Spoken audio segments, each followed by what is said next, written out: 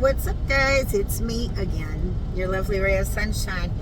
For those of you who don't know, my name is Sunday, and I do share my life story, but right now I am sharing my investigatory article of foster care and the history of. So I'm taking a sabbatical on my emotional shit, and I'm getting into this. So what are we covering today? Girls, today we are covering girls in foster care and the dangers of the girls, and we're going to break it down also by ethnicity and percentages. And why is this important? Well, you will soon see.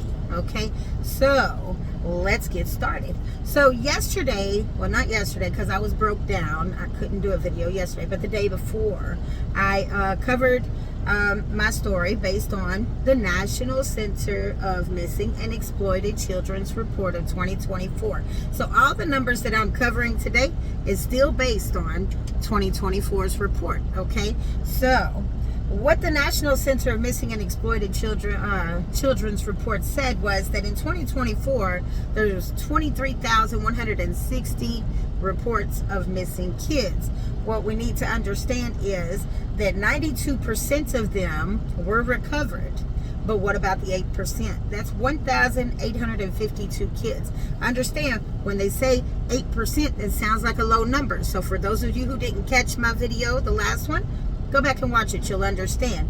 A low number in percentage, but a high number in numbers. So we need to understand that there is a difference, and why they don't just give us the number, because it looks horrible, right? So 1,852 kids were not found. Now, the problem with that is that 40% of them that were not found were considered runaways. Runaways. So what is that? That puts that at 740 kids that were labeled runaways. What does it mean to be labeled a runaway in any system? They don't look for you. That's what you chose. But what if they're not runaways? See, I covered that in my last video, so I'm gonna skip forward. Okay, now my concern today is girls, because I'm a girl and some horrible shit happened to me in foster care. No excuses for it. I just had nothing but monsters. But not everybody gets monsters. Some of us are actually very fortunate to find a loving, happy, healthy foster home or adoptive home. And for those foster and adopted parents, I do praise you, okay? Because it is so hard to come by you, okay? So for those of you who are listening, 49% of foster kids are girls. So the number, the magic number there, is 191,100 girls in 2024. Now, it says this is just covering Georgia for 2018 to 2022. In Georgia, 1,800 girls went missing. 20% of them were most likely trafficked. That's 360 girls who were most likely trafficked. Now, would that happen to have anything to do with, you know, the so-called runaway theory?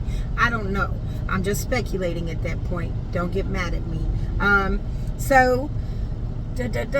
So according to National Institute of Health, foster girls are 27% or 4 times more likely to be SA abused than children in general population.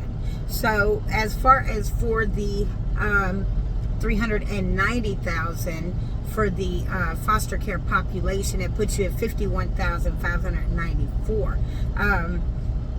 Yeah, okay, so 81% of that was actually girls coming out of foster care reporting SA abuse, and that puts that at 154,791. That's a big ass number, right? 68% were SA abused by more than one person. So that means they're just getting passed around, you know, because it's not my child, right? Done that by more than one person, it's 129,948 girls, understand this, okay, that are being passed around just all willy-nilly. 95% were neglected. 58% of the neglect was listed as severe or chronic. I don't know, I think I covered that in another video. So 100% of the girls released from foster care to families exhibit SA abusive or inappropriate behaviors towards other children, including exposing themselves to the same age group kids, violating body space, giving SA permission, even though they don't understand what it is, and SA touching of other younger kids, because that was behavior that they were taught, like I was. So that's in my life story. So if anybody who is just now coming in wants to understand that, go back and watch my foster care saga. You'll completely understand, okay?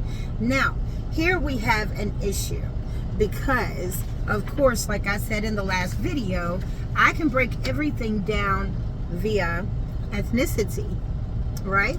So, I ask, how many melanated girls versus non-melanated girls are in the foster care system?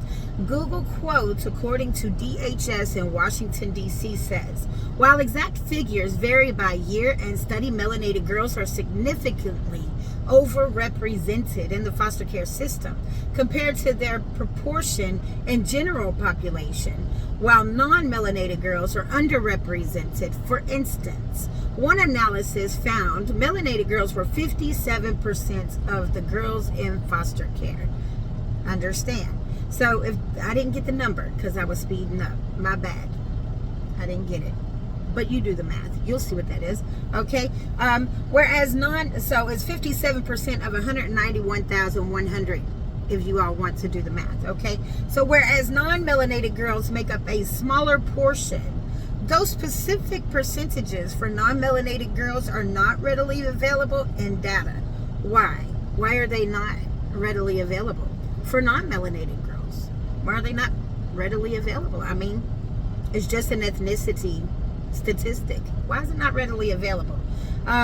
So when it says underrepresented, it basically means that there's too many, and so they don't get the care that they require. They don't get the attention, they don't get the visits, they don't get none of that, right? So moving forward, cause of melanated girls disparities, systemic racism. Of course, everybody knows that that's an issue. Systemic racism contributed to melanated families being disproportionately reported and investigated for child abuse and or neglect, leading to higher rates of child removal. Understand why they're being removed, though. Here we go. They're being removed because economic inequality, right? Economic inequality also plays a role in the disparities observed in the child welfare system as it pertains to melanated families. Disparities. Where do disparities come from? They come from lack of money, lack of job opportunity, shattered community by DRUGSs and spirits. You understand? So we're going to move forward. Biases. Studies show that biases exist within the entire system itself, with caseworkers showing different degrees of latitude to non-melanated versus melanated parents, particularly in high-risk cases. So a high-risk case is what they call severe to chronic. So severe to chronic is like visible physical abuse, starvation, things like that. You see the baby's ribs, and this shows for both sides. Okay, so for melanated and for non-melanated, they will allow non-melanated to get away with it. Just fix it. It's okay. But melanated, no. Give me that baby. It's got to go. You ain't shit. Come on. And they take the babies. They don't give them a chance. They don't give them the resources. They don't help them figure out how to keep their children in the home. Okay? So, longer stays. Melanated children, including girls, especially girls, are more likely to remain in foster care longer than any other ethnic group and are less likely to be reunited with their families. So, what do you all get from this? Because this is what I've covered on girls, okay? So, on girls, this is pretty fucked up, right? Girls go through all this stuff, but it's mainly SA abuse. See what I'm saying? So, how do you break them for SA abuse? Well, you break them by training them and grooming them. And if you can't train them and groom them, then you physically, do your thing, and then they have to accept whatever, and they just grow into it, and that becomes the way of life, and everything becomes okay, just as it did with me. So understand, these are all children, all babies to teenage years, kids that age out or don't make it out at all. Some of these kids don't make it out at all. Understand, they'll leave one system and go right into the next because of what had happened to them, and they never got treated for it, that they end up in the next phase of governmental programs, which is what? Penitentiary, jail, prison, the streets. And that's what it's setting everybody up for, pretty much, okay?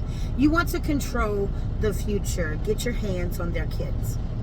You get your hands on their kids and shatter them kids' futures, you're knocking out the next generation of a brilliant damn future for our country. Understand, our country, okay?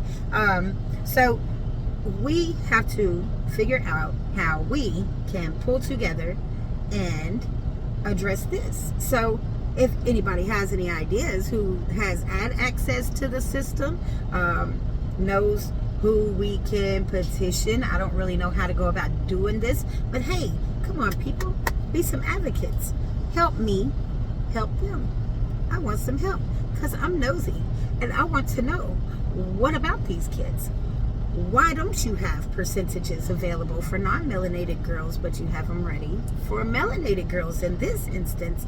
Whereas in my last report, they didn't have statistics for melanated, but they have them for non-melanated. So, these are my discrepancies. That and the fact that, why are they considered overrepresented? Overrepresented is not a good thing. Overrepresented, kind of, to someone who doesn't understand the definition of overrepresented, actually sounds like a good thing, but it's not. It's actually a horrible thing to be overrepresented in a system that cannot give you the cultural care that you need to keep or try to maintain your own identity, your own personality, your own character, your own individuality, which I covered in my first few videos. So I'm really big on this shit, and especially on this foster care shit. So I'm gonna get off here because it's a long ass video. I gotta go to bed, but I thought that I would read this stuff out to you all and let you all know where I'm going with it. Okay, so with that being said, I'm you are me. Let's fix each other in unity, and remember to be the difference that makes the difference. Let's be advocates, guys. Foster care, these kids, not the system itself, these kids need an advocate. The system needs to be rewritten and redone and redesigned, not funded with another $75 million damn dollars that they gave them this year to do absolutely nothing with. So you all have a great day. Like, share, comment.